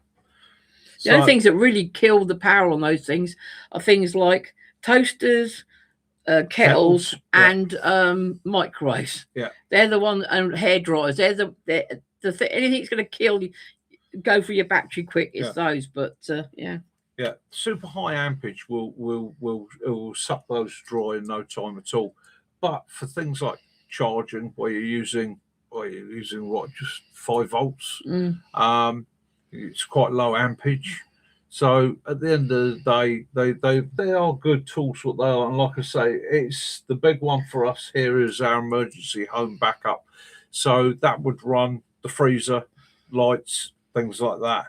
And when I say lights, in the event of an emergency here, we're not going to be looking at powering the house lights. We're literally dropping to LED light systems. Yeah, because you've got a lot of we've got a lot of rechargeable lights anyway that are all charged up around. One where And of course, we don't have to worry about anything like kettles and cooking because we've got enough different sorts of cooking. the light things. system that we're testing at the moment, we've got 2 of these, and Yeah. we've been testing them out. And they're quite cheap and affordable. They're on Amazon. Got their own solar charger built in. We've got a lot of that going on. Like, You've got so a torch that end, and then you've got a lamp there, and what's good about that is, and it's also got a soft mode, which is quite nice. Mm. But they, yes, it becomes a downlighter. They are so good. We got them to try in the hung up in the room. trailers or the trailer or the tents. Once another week or 2 of testing of that, I've and got I'll put those in the Amazon shop. yeah. So they're but again, it's like anything. If you go to my Amazon shop is not, Mickey says you've got to buy from me. It's not this. The reason we set the Amazon shop up is because we're often asked by people, oh, thank you, what mate. do you use? How do I find one? Yeah. So set the Amazon shop up so that basically you can see what I use. You can use that as a link into Amazon, but also with Amazon, when you link in, it will show you other products. Now, Max I says, "Happy tend to birthday." use companies that produce quality kit. And I test one. the crap out of stuff. Yeah, we've been finding this charges up quite quickly, doesn't it? Well, And especially that we've got the amount of sun we got at the moment. No, it was my birthday yesterday, mate. I was 61 yesterday. Blimey, I made it that far. I don't believe it. So yeah, 61 yesterday. Yeah, I've spent most of the morning answering for him all the messages through. Yeah. So yeah, to anybody that sent me kind regards, thank you very much. Thank you. Yeah, it for was going to be reminding the me. camp, but we had to cancel it because the woods are just too tinder dry, and there's even now. We went up there Yeah. the other day just to check it, and I can push my hand into the peat at the moment, and it's like dust.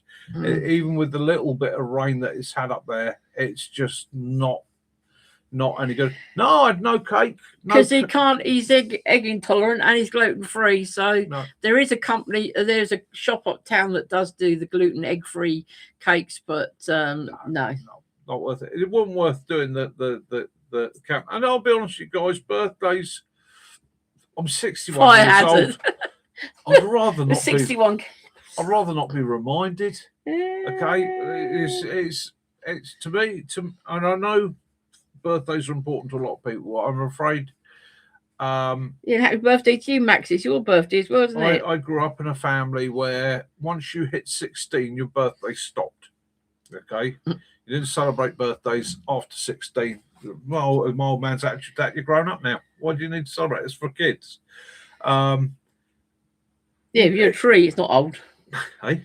If you're a tree, it's not old. No, it's not. And then next Saturday, the Saturday coming, we've been married 39 years. So next year, we've got to have a party because it's Ruby. It's our 40 years we've been married next year. 40 years, Willow.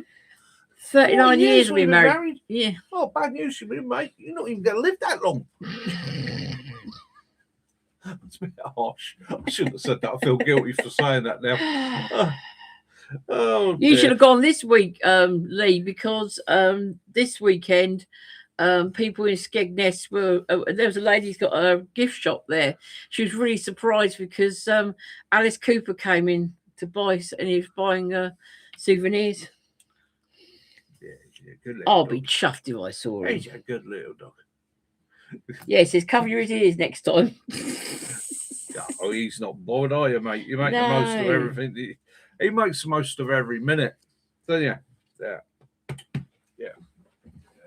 No, so no, I just barrel on. Yeah, it's Max's birthday as well. Happy birthday, Max. Yeah.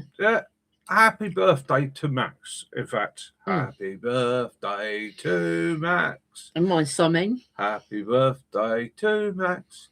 Happy birthday, dear Max. Happy birthday to Max. Time There you go, travel. If you Maxie. believe in time travel, meet me here yesterday at 6 p.m.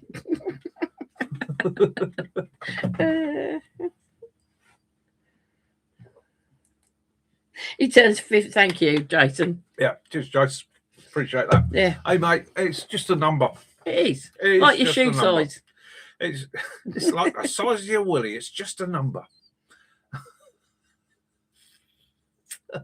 And as any bloke will tell you, I mean, an inch is only that big. Okay, that's an inch. Mm. Don't listen to what anybody else tells you. Yeah, so you're 50, and I'm 61. Yeah, Next in October. yeah, it's just a number. Keep yourself young. Yeah. Think young, be young. Yeah, don't conform. Do not conform to society. Yeah. Society wants to control you. Yes. Be your own man. Be your Watch it, own they'll put a woman. battery Do up your your- own thing. They'll get a battery up your bum and they'll get a little controller out like Xbox. Mm-mm-mm.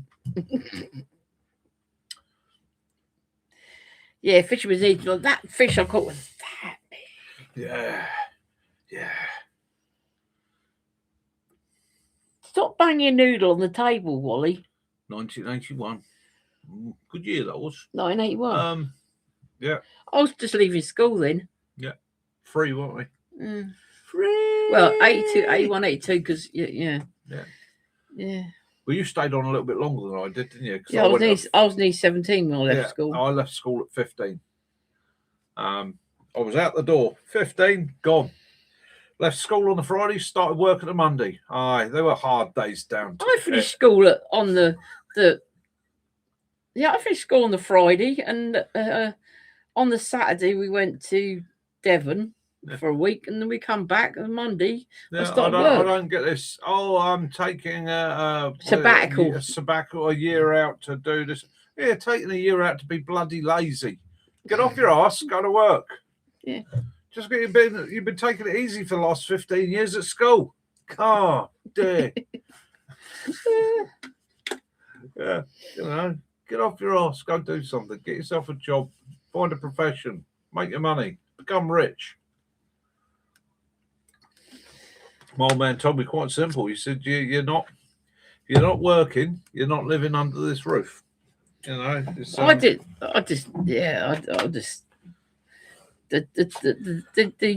years may change, but I don't. And so, I've never grown up, and I don't ever intend to grow up. I tried it once. I found it really, really boring. I still like to be a trickster. Yeah. Yeah, I tried growing up, being an older adult once, and I tried conforming, and that just wasn't for me. I'm sorry. It's just not for me. Yeah, it's... I know, it's... Yeah. People go, oh, you really? You can't be that age. Yes, we can. Why not? Why not? Yeah. You see, you can't be giving it up. Yeah. Well, it's you like I say, it's all right. Yeah, well, don't get me wrong. The body can let you down. It can get a bit stiff. It can get a bit tired. It can get a bit worn out and a bit knackered. That's just a sign of good life, isn't it? Yeah. It's like me body might be knackered, but your mind's Like I say, people. I mean, I'm smothered in scars. I mean, I've lived an active life, and people say to me, "Oh, God." I mean, I've got one scar on my face. It literally runs from my forehead down across my cheek, makes my eyes squint a bit. And I often get people saying, "Oh, you can't have one there. That's a shame, Mark." I go, that was a good day. That was a great day. And for those who want to know about that scar, yeah, it's a battle. No, it wasn't. It was actually straining a fence wire. I was straining a fence wire that ran through a bush. It was a bamboo. And I'd run the fence line out and the barbed wire, and I was straining it up against the tractor. And it kept kinking. So I thought, I'll break the golden rule. It's just the once. I'll break the golden rule. Okay. I'll go to the opposite end and strain it from the tractor back to the post. That's an idea. That's an easy option. But That's those of you that know anything about those who know anything about fencing, you never, ever, ever strain from the opposite end. Well, I went back and I'm straining it from the opposite end, pulling the line up to the post. And the reason you don't do it is I can't see the tractor now, nor did I see the guy that jumped in the tractor to move it. Okay. And the first thing I know about it, there's a point when fencing wire starts to sing. And it started to hum. And all I remember is hearing literally zip. And the wire came back, hit the peak of the chainsaw helmet I was wearing. Snapped it, didn't it? It cut through the peak of the chainsaw helmet, split the helmet, and it just touched my forehead and my face. And it laid it open straight away, blood everywhere. It was it was quite a shocker. I didn't realise how bad it was until I picked up the helmet, because obviously the helmet come off with the wire. I've sat there and done that. Blood in my hand. God, oh no, what's happened here? Started saying some polite words to the guy that was in the tractor, as you do. And got myself dressed and sorted out. And it was only when I walked back and picked up the helmet, and this piece of barbed wire is actually set in the helmet. And I was like, well, when we were wearing that helmet, I had to take my head clean off. So, yeah. I remember when you were doing that, you were sorting a banger out. Yeah. And you were underneath doing the engine. And the lad saw the jack and took the jack off, and he was underneath it. Like that, holding the engine up underneath. Yeah, that was a 4 Cortina. We had the wheels off. We were stripping it. We had the wheels off. Oh, stupid. No axle stands. Just, wheels off, no axle stands, trolley jack, and I'm underneath it working. And all of a sudden, all I saw was the bottom of the car coming towards me like that. So I literally stuck my elbows in the ground, put my hands against it like that, and was balancing the car. There was no strength in it. It was just the forearm bone that was taking the weight of this thing. And I'm just like, put the fucking jack back, put the fucking jack back. Yeah, happens. Fact, Jenny was scrim on. You can't be a bit of scrim. Best bit again. We'll get back to the scrim. We started it with that. So a bit of scrim. And you should, everybody, all right, it's top piece of kit. Get yourself to your army surplus store. Look around for the bucket. There'll be a bucket or a bin there. 50p for a piece of scrim. Grab yourself a piece of scrim. Yeah, barbed wire can be lethal, can't it? Barbed wire, any fencing wire is lethal. Any time you've got wire under tension, tow ropes, recovery ropes, winch ropes, especially. Yeah. The amount of energy and force in that is. It's like people who put things on the tow ball and then stop putting it under stress, and then wonder why the tow ball snaps off and goes flying through windows or takes someone's head off. It's it's a lethal thing. You get it under tension. It's quite. I tell you what, an off prune, the bamboo hedge that it went through made a absolutely. There was literally a vertical line 6 inches wide in the bamboo, and it just shredded through it. You coming up? Yeah. You coming up? You say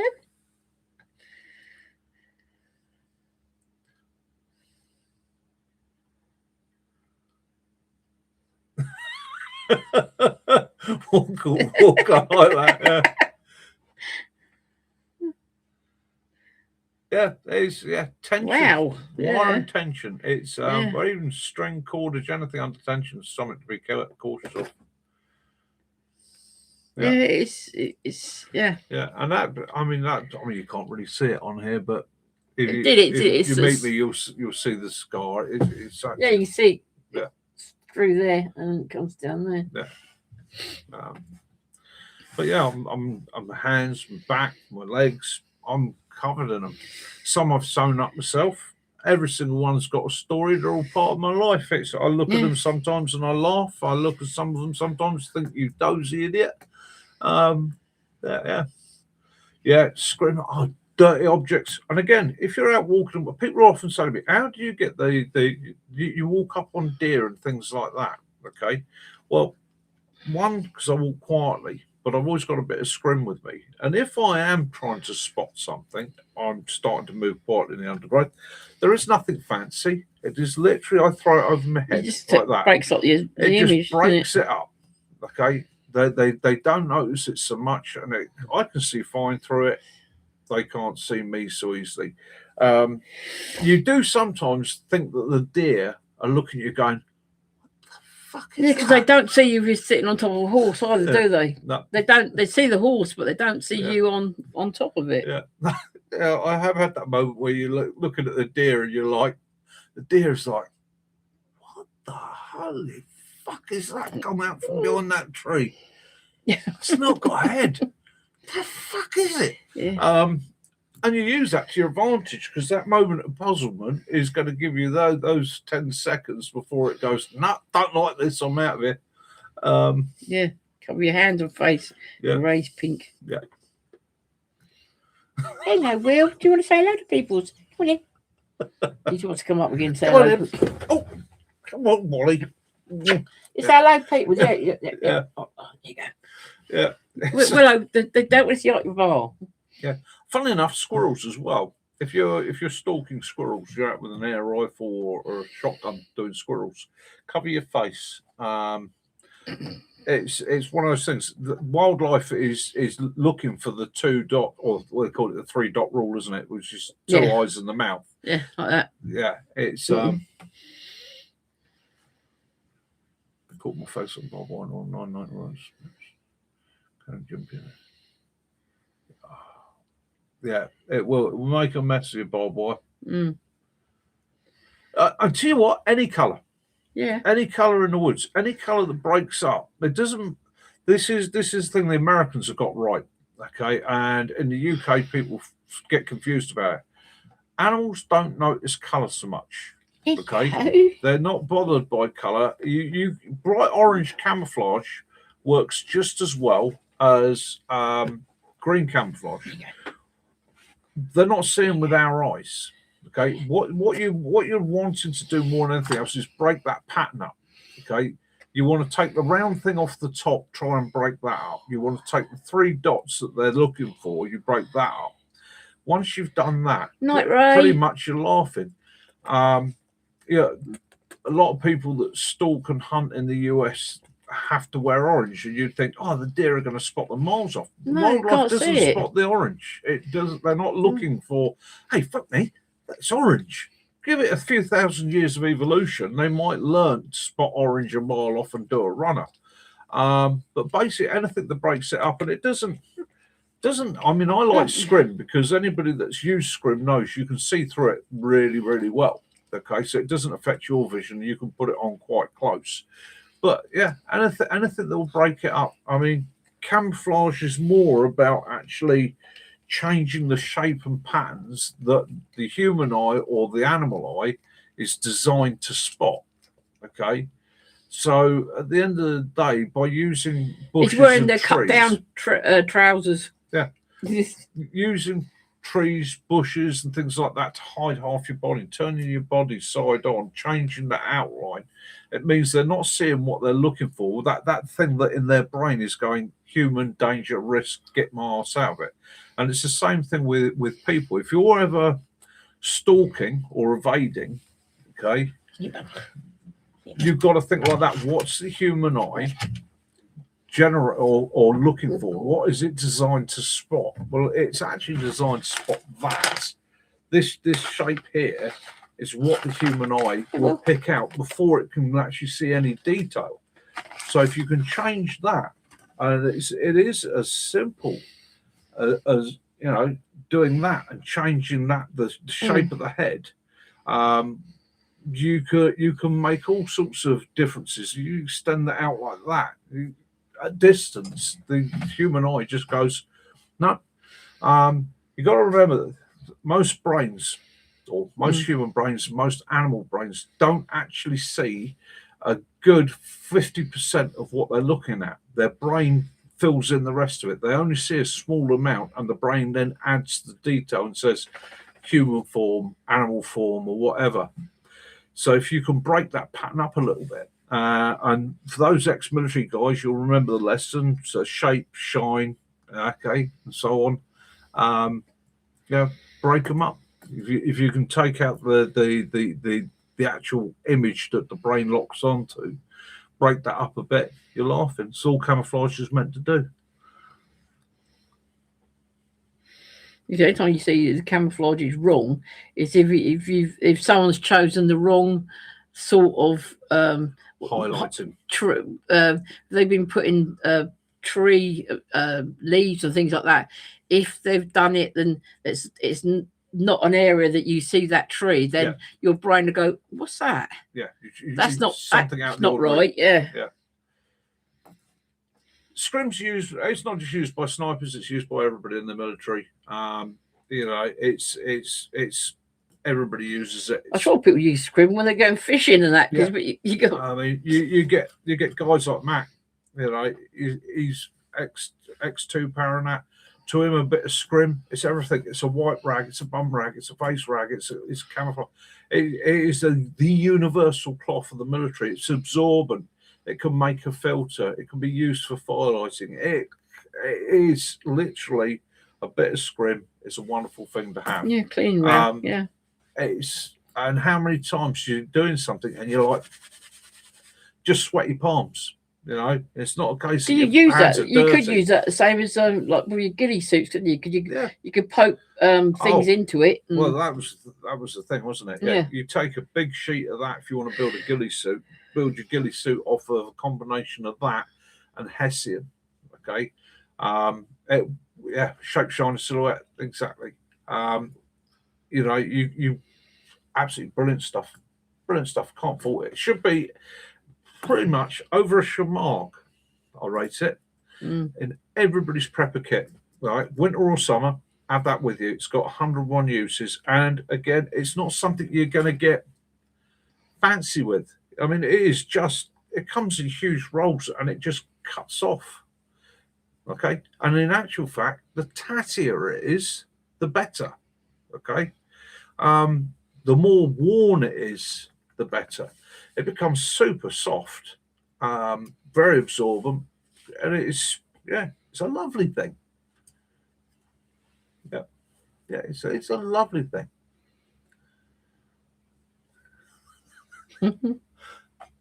And again, like I say, it's 101 uses.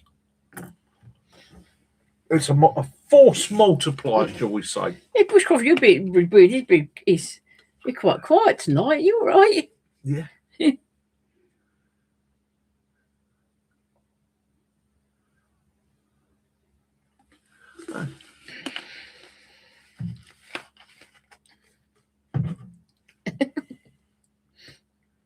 Yeah. Foil. Any tips for hiding heat signature? Yeah. Right. So my best tip for hiding your heat signature is go and set fire to the bloke next to you. Yeah. Okay. Or giving you a hot jacket. Okay. So heat signatures. There's 101 ways you can hide a signature. All right. So, gotta be 20 years ago, I had to evade a helicopter. Okay. So I had to evade a helicopter. And I knew the helicopter had an early FLIR system on it. And I don't blame you, Bush. I had no equipment with me. Semi-rural area, that was coming into a village and a town. And I had to move quickly. And what I actually found, I was really lucky. What I found was a super dense hedge that was conifers. Okay. And these conifers went up about 10 or 15 feet. And I was able to get right in underneath them. So, right, Jason. With heat signatures, it's about blocking your signature. Okay. You're not going to, there's no magic thing that will take your heat signature away, that will avoid it without killing you. That's called hypothermia. You don't want it. So one of the things you can do is you've got to look at putting as much as possible between you and whatever you're evading, or whatever the camera system is.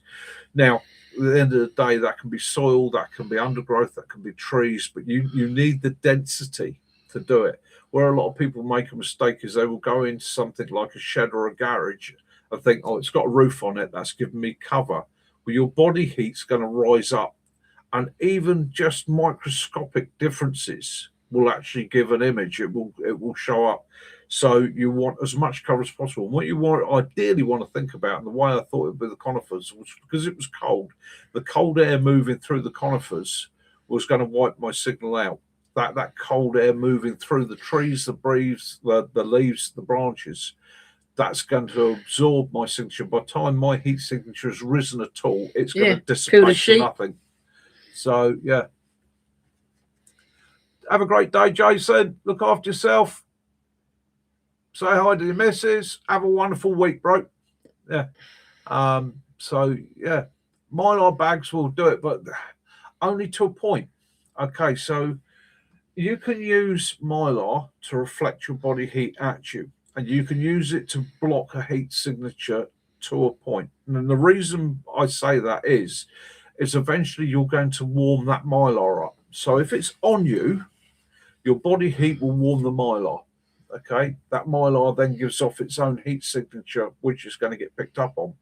If you can set the Mylar up above you, give yourself a 3 or 4 foot gap, okay, between you and that Mylar, especially if it's got a bit of airflow, okay, then that's going to work even better because the Mylar will stay cold. What you don't want your body to do is start warming that up. So the most common mistake made by people on evasion courses is thinking that what I'm wearing is going to stop me giving off a signal. Invariably, it doesn't, because your body warms that material, warms that item up. That item then gives off a signal, okay? So that old thing of Arnie covering himself in mud, yeah, would only have worked until the mud dried. Once the mud dried, the mud's given off a heat signal, which is in the shape of Arnie. So again, you actually want distance between you and the blocking agent, and you want the air between you and that blocking agent to be as cool as possible, or as neutral as possible. Okay. And again, it works the opposite way. If you super cool yourself, so I've had people say, I dive in a river and I get myself super cold and I come out. Okie doke. So you went in looking bright orange, and now there's a black. Yeah, mud and water, like So Predator.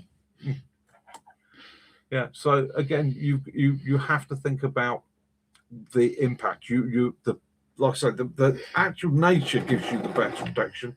Dense tree cover, dense undergrowth. That's going to help you more than anything else. Okay. Yeah, because we were watching that thing the other day. It was they were talking about the wild hog issue in America, and they were using drones with a night vision on it, and through this they would see the wild boar, but then they saw something else. Yeah. And they're going, that's not acting like a wild boar, and it actually turned out to be a mountain lion. So it's all right. So you could hide amongst sheep, but if you're not acting like a sheep. Yes, you did send me on that job, Mac. We will definitely say no more about it. But I got back. Never got me, did they? Yeah.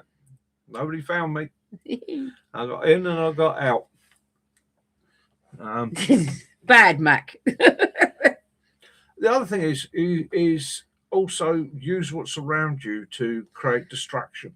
Okay. One of the downsides is FLIR is it doesn't give a lot of detail. Okay. So what you got to think of is a helicopter above is only seeing your shoulders and your head. Okay. So it's quite a small object. Okay. Unless you're laid flat, it's quite small. Now, take it from me. As somebody using that equipment, quite often you can be looking and you can go, is that a person or is that a fox? Is that a rabbit? Is that a dog? So look at wildlife. I actually know of a guy that escaped and evaded, and he spent about 2 days in a flock of sheep. Okay. And they couldn't pick him up with the cameras, they couldn't spot him or anything, because basically he got himself into this flock of sheep. He stayed down below the sheep's height. And from the air, it just looked like another sheep. So again, there's lots of ways and means, but you've got to think outside the box and forget what you see on telly. Okay, covering yourself in mud, it will work. Very short time, but your body is running at a temperature will eat that mud very quickly. So will your clothing. Yeah. Look for something with a bigger heat signature in yourself and get behind that. Yep. Yeah, 100%. Yeah, 100%.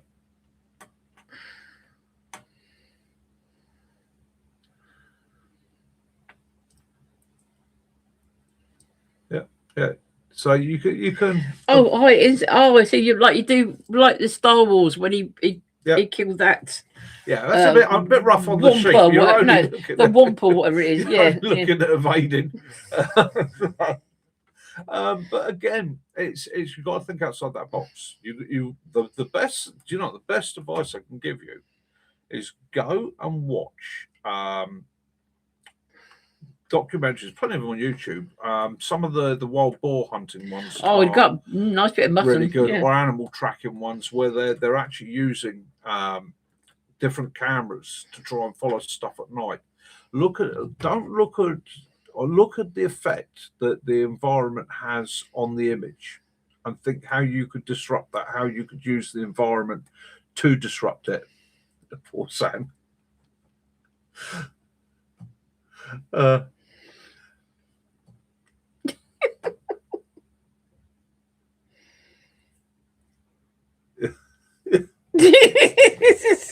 Bushcraft, yeah, there are a couple of things out there which we can't discuss. Yeah.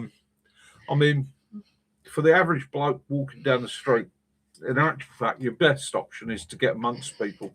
Okay, lose yourself in the crowd. Okay, it's very hard to follow somebody on a camera once they've mingled in a crowd. Yeah, they get in a crowd, then they manage to turn the jacket inside out and things like that, isn't it? Turn your jacket inside. Do you know what the most common mistake is? They turn their jacket inside out, but they don't change who they are. So here's another tip for your invasion. Right, you go into a building. So scenario is you're evading, they're chasing you, they're using CCTV and that to follow you. You know that they're onto you. So you shoot into the building knowing that you've got a few seconds to change your appearance. Yes, turn your jacket inside out, take your jacket off, ditch it in a bin and all the rest of that. That's brilliant. Change your posture. Change the speed you're moving at. Change the way you stand.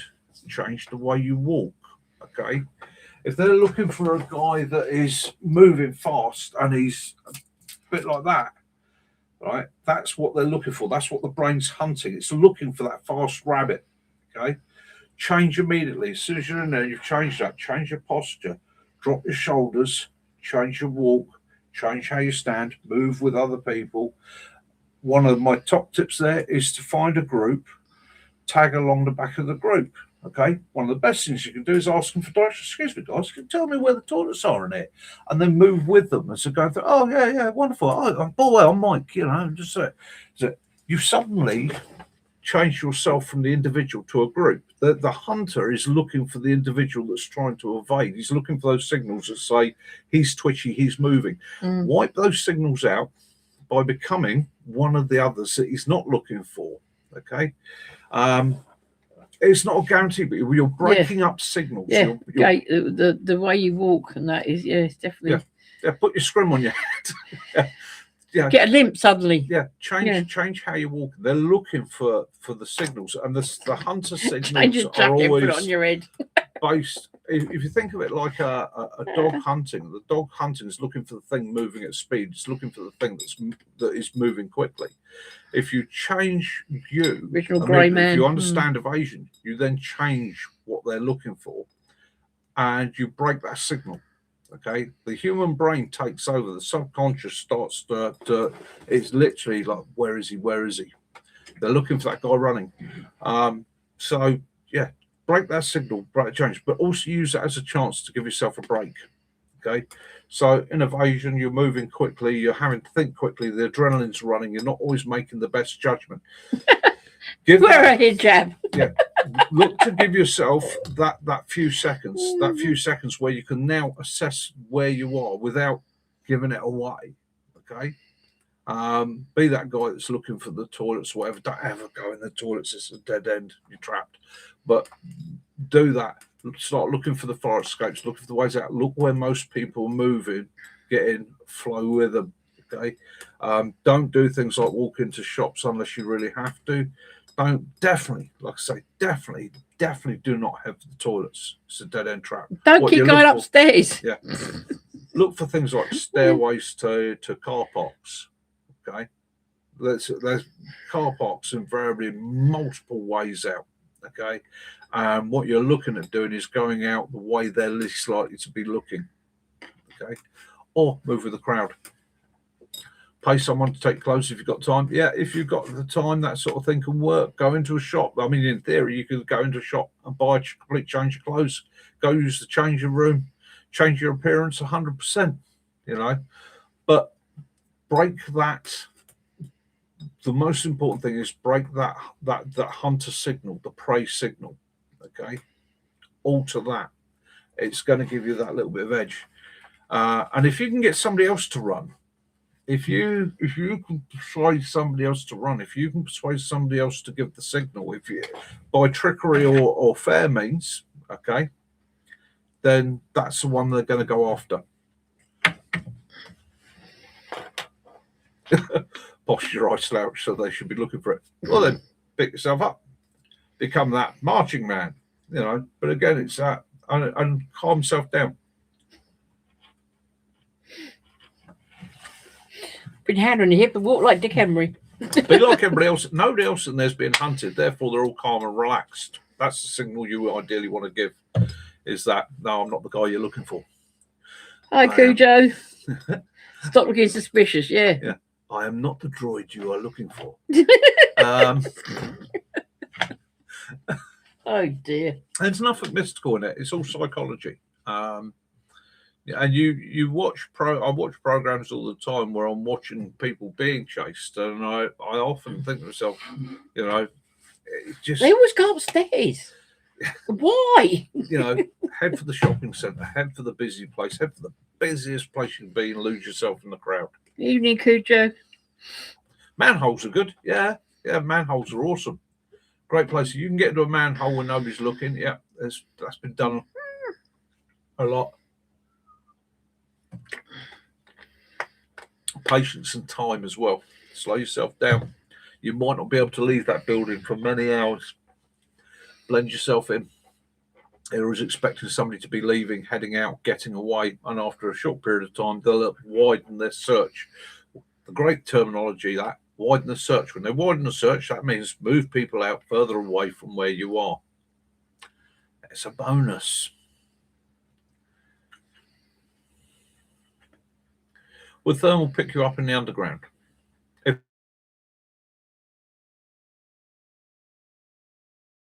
If it's not in the underground, is with the underground, it's a bloody hot place. Anyhow, there's lots of other people around. So footwear gives you away more often. Yeah. Yeah, everybody changes their jacket, nobody changes their shoes. Yeah, I like Dick Emery. But then again, that'll probably you'll full foul of that one because our boys used to like watching reruns of Dick Emery as well, so they know who he was. So, hey, so Mark, great thinking. Picking up a mop and a bucket and start cleaning the floor. Yeah. Yeah, I see someone do that. They walking up to a cafe and just started picking up like clearing the table. Yeah, it breaks the signal. Yeah, breaks the signal. You know, if you're being pursued by people, they're looking for the signals, and if you break the signal up, it confuses them. It makes it hard for them. You'll remember they're running on adrenaline as well, and you've got to overcome that adrenaline. You've got to overcome that natural urge to keep flying.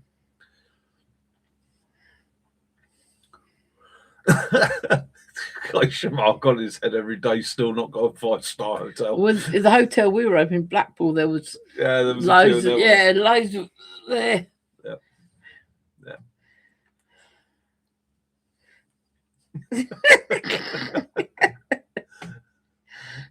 But was it the right sort, Bill? Evasion. Were you wearing it the right way? No. Escape and evasion. There we go. Go and have a look into it this week. There's some brilliant videos out there on it. It's not all camouflage, bushes and dirt. The art of escape and evasion, and it is an art, it is down to psychology.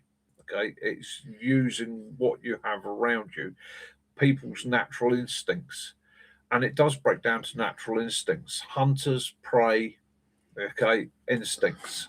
So what you're constantly looking at doing is breaking that up. Have a look at it. It's a fascinating subject. Be careful. Don't go too far down the rabbit hole, because it is, like with all things, it can lead you Excellent, right down Mark. a rabbit hole. But you keep it basic, keep it simple.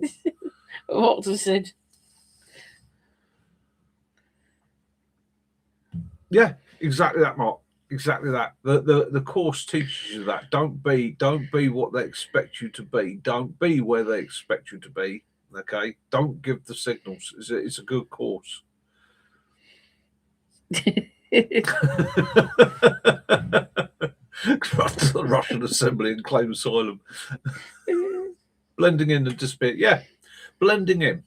Okay, so they're what we'll do next week, we'll get into the pros and cons of blending in and signals. Signals are really what I want you to think about is how you signals. So if I walk through a high risk area, okay, I don't always blend in. The reason I don't always blend in is I give a signal, and my signal is I walk my head up. I'm observant, but I'm not staring. And I try to give the signal of don't fuck with me because I will destroy you. I'm not afraid and I'm confident, right? Without being arrogant. So that actually puts people off confronting me, tempting to rob me, having a go at me. Okay.